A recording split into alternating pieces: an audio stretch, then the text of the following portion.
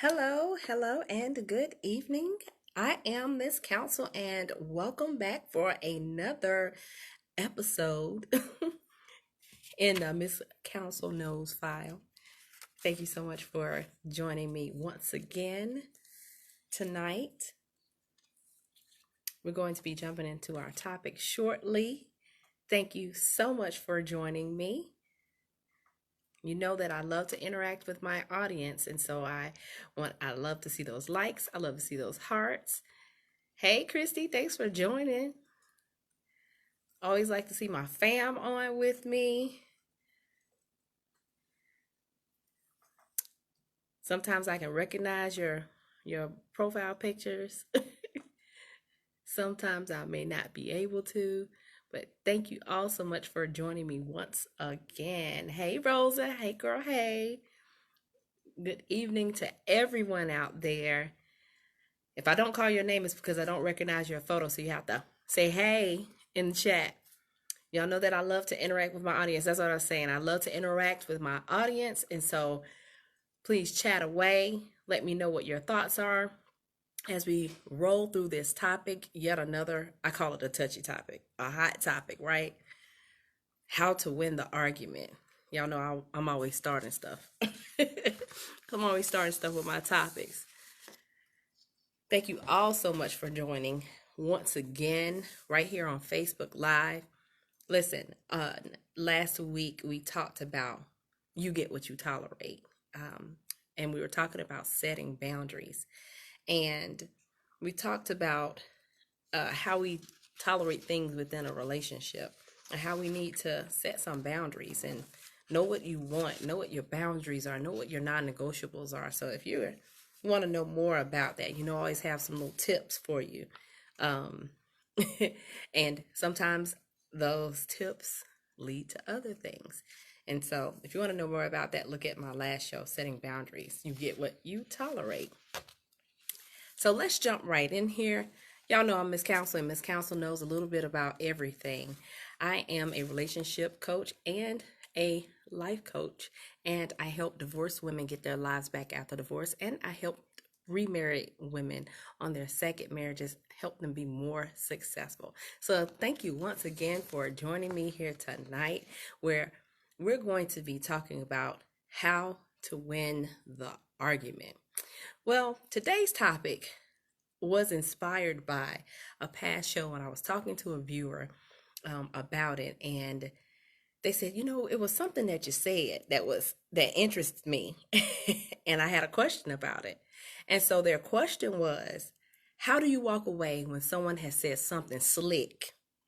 Y'all know y'all done had somebody say something slick to you, and you really want to get them.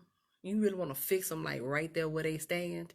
I don't know about you, but sometimes we have that I gotta fix it fit spirit. Excuse me, we gotta hydrate. I'm doing a lot of talking, so if y'all don't know, I drink a whole lot of water every day. This is my gallon. Might not finish it, but I attempt it every day. Hey sis, hey Terry, I see you're on.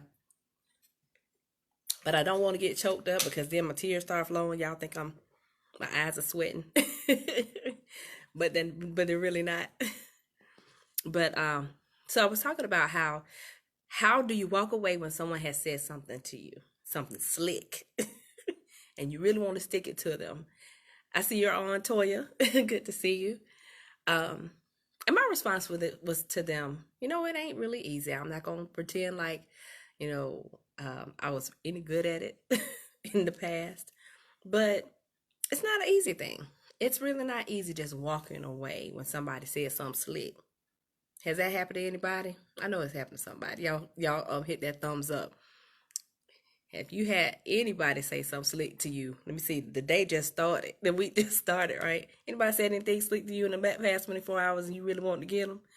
Doesn't matter if it's your spouse, mate, friend, sister, co-worker, or you just had to kind of be like, well, we're going to talk about that today. So I want to start. Remember, this is how to win the argument. I'm giving out the tips today. I'm telling the secrets, y'all. Y'all have to check me out. Oh, also don't forget to go and check out my brand new website, MissCouncilKnows.com. There's a link on this page, on my Facebook page, Miss Counsel, but you can find a link to my Miss Counsel Knows website, which will tell you how to order my book, my ebook, my paperback. You can also learn how to work with me. If you want to work with me, send me a DM and just let me know. Say I'm ready to work. So I do offer life coaching and relationship coaching services to divorced and remarried women. So check me out, y'all. Check me out. I see my big brother's on. Thanks for joining. All right. So let's talk about how to win the argument. Y'all know I like to educate y'all. The definition of winning, according to our good friend Miriam, is gaining, resulting in, or relating to victory in a contest or competition. That's what it says the definition of winning is. Winning is kind of based on your perspective sometimes. Unless there's something that's being measured, a distance to run, a number of items, a time to beat, winning could be the person who's lasted the longest when time has expired. Winning. What is winning?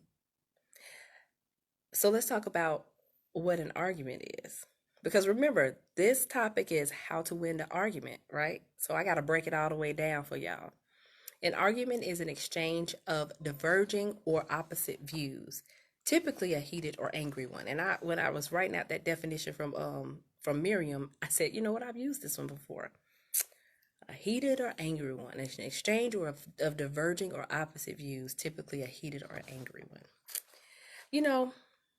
An argument is also defined as a reason or a set of reasons given with the aim of persuading others that an action or idea is right or wrong. Definition of argument. So, how do you win an argument? Hey, Derry, see you're on with us. But how do you win an argument? I know you're looking at me like, okay, we got these definitions down, Miss Counsel. We know what that means. But there's context that I want to make sure that I establish some things. How do you win an argument? Some would say you have to outlast your partner. You got to debate him or her until they get tired. You got to present irrefutable facts. You got to be able to go chapter and verse, flip the page. Right here on page 72, paragraph 4, this is what it says. Or you got to have some means of gauging who won, who's the victor here, right? How do you win an argument? That's what we're talking about. Let's talk about an uncivilized argument, commonly called a fight. The person who hurls the most insults or makes the other person cry or makes the person give in, they're the winner, right? No? Well, before you put on your championship belt, let me ask you, what did you win? Respect? No, I don't think so. Does your partner's eyes twinkle at the fact that you put them down or you made them cry, or made them feel less than a woman or less than a man? Or that you pointed out their flaws, which have nothing to do with the topic at hand, just to get the upper hand? What did you win? Another hour, day, week, month, year with a person who likes you a little less. It's time just keeps ticking by. What did you win? Did you win their unconditional love that you so deserve? Or do you, based on how you've just boss hogged a disagreement and shut them down with your tone, your wittiness, and your out for blood mentality, what did you win? Ask yourself, do you feel like a winner? Because I wouldn't. If my mate can't even look me in the eyes or, bring themselves to genuinely kiss me good night before we go to bed, just after a heated battle, did you really just win? You gotta ask yourself. Well, if you think you win, if you think you won, go ahead and snuggle up with your trophy, your certificate, or your heavyweight belt. Because your partner does not want you to touch them. Surprise. And you wonder why. But you can stop wondering. Just because you, before the fight, bumped gloves and came out on your corner fighting fair, it doesn't mean that it was fair. All punches were landed. They may have conceded, but you got to ask yourself, are you really feeling like a winner? If your methods of winning are hitting below the belt, playing on your opponent's weaknesses, I mean, your mates, we talking about your mate, right? You didn't win. You just lost one. I see Rosa says it's power for some people, but it's not truly winning. You're right. So let's talk about what a winner is. I went to various sources on the internets to see what exactly a winner was considered. Winners are ambitious. They're determined. They're optimistic. They're willing to help other people. They have respect for their opponents. That's why they come out and shake hands before a game in Major League Baseball and the NBA, the NFL. They show good sportsmanlike conduct. Winners are grateful for the opportunities that they are given. They strive to learn. They strive to gain skills, to better themselves. They have a focus on success. Ask yourself, are you really feeling like a winner because you won that argument? So let's talk about how you win the argument. I always got something to say. I always have thoughts on things. In order to win the argument, since that's what I call the topic, in order to win, you got to be willing to listen more than you talk. That's right. Just shut up. Just sit there. And don't be sure. Don't the facial expressions, because I know my facial expressions, they real. But don't be up here, rolling your eyes, sucking your teeth, catching air. That's still talking. It's nonverbal communication. But you have to sit there. You have to pay attention because you're going to want the same respect. But it'll help you to identify what that underlying issue really is. But like I just said a moment ago, your tone, your body language is everything. Don't say nothing. even like, that says a lot, right? I know. I've done it. But it says a whole lot. But you have to develop a posture that's welcoming. I don't know what it is for you individually, but a posture that's welcoming for your mate to be able to share and you to wholeheartedly hear from your partner.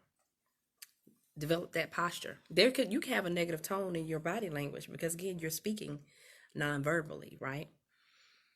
How do you win an argument? By being considerate of other people's feelings.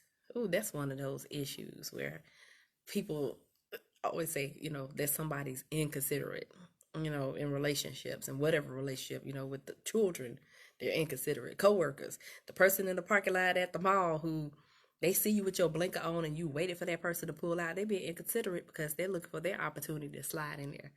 So we're talking about being considerate of other people's feelings. And what I mean by that is, if you feel some type of way about something and it doesn't seem like the right time to address it, I'm just saying don't decide when it's time to talk for your mate, because they might not be in the right place or the headspace to do so. They might bite your head off. You never know how that might go when you decide, oh, it's time for us to talk about it right now, and we gonna talk about it because I gotta get it off my chest. That's not gonna help you. It's only gonna make things worse and ensure that the discussion is not gonna end well. There won't be any resolution. Remember that topic. It ain't what you say, it's how you say it. It ain't what you say, it's how you say it. Go back and look at that video. Talked about it for a while. But the way you can approach your partner is say, I would like to talk to you about blank, if that's okay. Or you can say, you know what, it seems like I want to talk to you about something, but if you need a moment, I can respect that. Just let me know later on before we go to bed if we can talk about it. That's important because you want to go back to it. You don't want to just, what is it, brush it under the rug, smooth things over, act like they didn't happen. But you want to be considerate of their feelings, because say if it's a mother who's been at work all day, even if we're at home, she's worked 8 hours, she's helped the kids with their homework, she's cooked dinner, she's washed dishes, and you come in ready to talk about something that's, is pretty heavy. Be considerate, because how she responds may be based on how she's feeling at that moment in time. And I know it's not easy to just say, oh, I'm going to wait, I want to get it right then and there. But the thing is that if you wait patiently and address it when you can both have an adult conversation, the outcome will be better, because that person can hear you. The day that I just described to you that this person has had, do you think they were going to be ready to receive, I don't know, being wrong about something, being addressed about something that they've done that you don't like? You think they're going to receive that well? I wouldn't. No matter how you gave it to me, I might be like, you just cooked that steak to perfection and served it to me on a garbage can lid. I don't want to hear nothing you got to say. Does anybody know what I'm talking about? How do you like to receive bad news? Do we want somebody to prep you, or, are you ready to just jump in at any time when your partner has something on your mind? I want to know. We've got some people out here. Tell me how you handle it. Put it in the comments. How do you handle it? If you need to talk to your partner about something. I just believe it should be an even playing field. The person who's been sitting at home, or driving home, or they've had the opportunity to think about it and get their thoughts together. Is it really fair to, jump on that person as soon as they get in the house? How is it that what are your rules? What are your rules of engagement? Because I've talked about that before. Having rules of engagement for arguments, for communication. How do you win an argument? Share. I know. I know you're thinking, like, share what? What I mean is, don't swing at them just to deflate the fact that your feelings are hurt. Instead, you have to be open and express your feelings. Don't just be a whole wall and refuse to tell a person how their words or actions made you feel. You got to share. You got to open up. You got to talk and say, you know what? I ain't, and this is on the other side of it. That person they probably were really ready to come out swinging. So I'm saying, don't do that. It may be that you're deflecting because your feelings were actually hurt, or you feel abandoned, or you feel let down, or you feel disrespected. Whatever it is that you're feeling, you got to go and reach those feelings and be able to really communicate, other than I'm mad. Are you? Never met anybody can't get over being mad. Just saying. But you've got to share how you feel and not deflect. I think oftentimes in arguments, people are deflecting and they're hitting below the belt, but it's to distract you from how they feel, or to make them feel, maybe it makes them feel better. I don't know. Maybe it makes people feel better if they bring you down to a certain level by upsetting you. That's possible, that's what's going on. So deflecting. How do you win an argument? Which lends to the question that I was asked by my viewer. Walk away. If you can't listen or put in the effort to understand at that moment what your partner's point of view is, whether it's good, bad, or indifferent, it's time to put some space in between you and say, you know what? Let me holler at you in a minute. I need a moment. I don't care if you go and close the door and sit on the toilet lid and just gather yourself, or whatever it is, you need to go take a walk. But if you know that you're not in the right headspace at the point in time when they want to talk, you owe them the respect of talking about it. But it doesn't have to be right at that moment, because you might be ready to blow your top at that moment in time, like, I know he ain't coming here trying to talk to me about nothing right now. I'm tired. You know, she knows that I just had to drive 2 hours in traffic to get home. And as soon as I get here, I ain't get a hey cat dog or nothing. All I got was yapping. Y'all know how y'all talk about y'all significant others. Um, I see a comment. So Rosa says, I have a bad habit of shutting down. I've been known to shut down myself. Shut it right on down and be like, I hear you. Shut down, don't say nothing, just I'm still in the room. So I've done a whole lot of things in my past. I got here honestly by the lessons that I learned in life, and life is the best teacher. That's how you gain your experience through going through these things. Let's see. Terry says you have to be honest about how you are feeling. Yes, you do. Your significant other cannot read your mind. See, Terry has been on here. She knows what I'm gonna say before I say it. You cannot read someone's mind. Your significant other has no idea what you mad about. Now, he know good and well he left that toilet seat up this morning, or she knows that she squeezed the toothpaste in the middle, and I hate when people squeeze the toothpaste from the middle. That's not a real thing for me, but they don't know that. But you over here big mad. They trying to text you in the middle of the day, hey, how your day going? Better be glad somebody texting you trying to see about you. Okay? But you've got to touch that feeling. Rose is a therapist. She would probably tell you something like that. I don't know. You've got to understand what it is that you're feeling and be able to express that, is what I'm saying.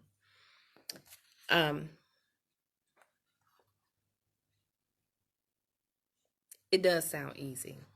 When I say it, I kind of shrug. It's like, yeah, just walk away. But you should already, if you have not, but you should discuss the rules. Remember I said the rules for engagement. When you have to have those tough conversations and you have to agree upon some time frame in order to return to it and discuss. Don't say, I don't want to talk about right now. I'll talk to you later. 3 days pass by. Y'all walking around not speaking to each other. That ain't going to help you. You've got to discuss it. No matter how hard it is. I'm talking about how to make your relationship work. If you care about it. If you don't care about it, let them know that too. They can't read your mind. But you've got to establish some rules. I don't care where you are in your relationship right now. If you don't have rules of engagement, guidelines for communication, best practices, whatever you want to call them, y'all got to figure that thing out, because there will be a tough situation. One person either won't want to really bring it up, or they're going to be like, boom, drops mic. Okay, so check this out.